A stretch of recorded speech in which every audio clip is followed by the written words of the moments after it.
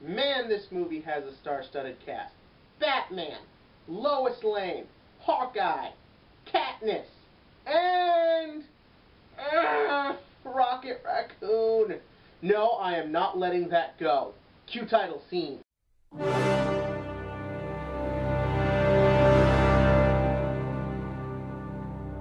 I demand animated characters be played by professional voice actors, not live-action ones, no matter how much their nose kind of looks like a raccoon's.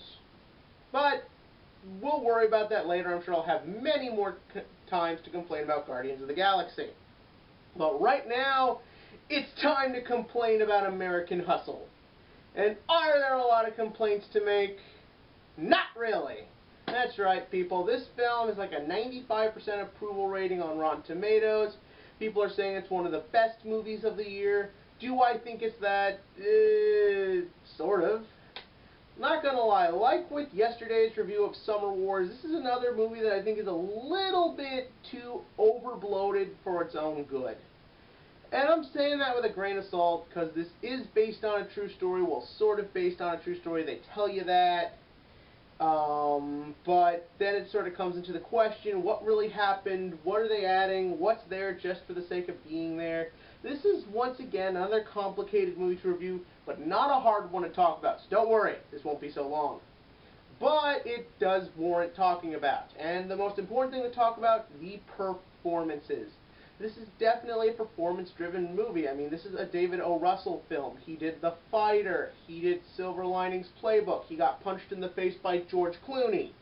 That's got nothing to do with this, but it is always worth saying. Now, all these performances are, like I said, very good. You got Christian Bale and Amy Adams. They play these two despicable con artists who get caught by Bradley Cooper, who's an FBI agent and kind of a tool. And he basically assigns them to help him take down other con artists. Jeremy Renner plays like a mayor or a governor or something that's kind of like involved, finds himself in the middle, and even though Jeremy Renner is probably the most forgettable out of all these people, he's still very good. Bradley Cooper kind of goes from always just being the most annoying person on screen to being someone you want to love. Christian Bale, he's getting another Oscar for this movie. Okay, maybe he won't, but he is amazing. He deserves the nod. I love how this guy is able to transform from skinny to fat, skinny to fat, skinny to fat. If only he could have used that magic to save Dark Knight Rises. Amy Adams is amazing. I'm a little disappointed she didn't get as slutty as I would have liked to have seen her, because I know what I like to see.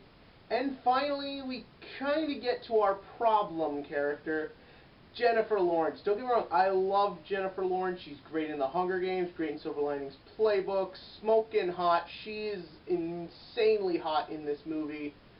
But was she overly useful?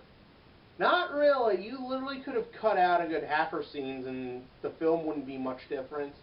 You know, like they show her dancing and they show her scrubbing, and she's Christian Bale's wife, and she's just so annoyingly stupid.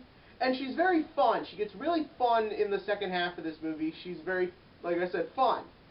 But she never reaches the point where she really felt like she uber needed to be there. Like, I almost feel like if she just showed up when she did, when she became relevant, maybe the film would have been funnier. This film's being marketed as a comedy. It's been nominated for a Comedy Golden Globe. Is it funny? Not as much as it could have been. I mean, it's really being marketed as funny, and like you see the aluminum siding bit in the commercial, that's hilarious. And there are hilarious parts of this movie, but I think it tries to go overboard sometimes. Like, there's this scene where Bradley Cooper's beating a guy, and they're trying to make it look funny because of the way it's edited, but it's not that funny, and it just goes on and on. And this movie definitely does do that. There's a lot going on at once. It's never organized in a way that I felt really fit, or at least for me personally. But for what it is, it's enjoyable. It's a good time. I had a lot of fun with it. I did laugh a lot. Maybe not as much as I was hoping. I enjoyed the story. I enjoyed the characters to a point. And definitely this film does have Oscar written all over it. Is it overhyped? You bet. Is it a 7 out of 10 on the comedy scale? Yeah, because that's the rating. That's why there's a big 7 out of 10 right here, because that's its rating. That's the point of 7 out of 10. Now,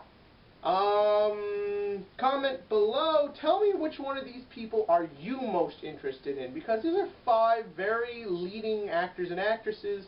Very fun, very enjoyable, do their own stuff amazing. Tell me in the comment section below which one of these 5 are you most excited to see for American Hustle, and click on that subscribe button below, because these people may hustle you, but don't worry, I'm always honest with you.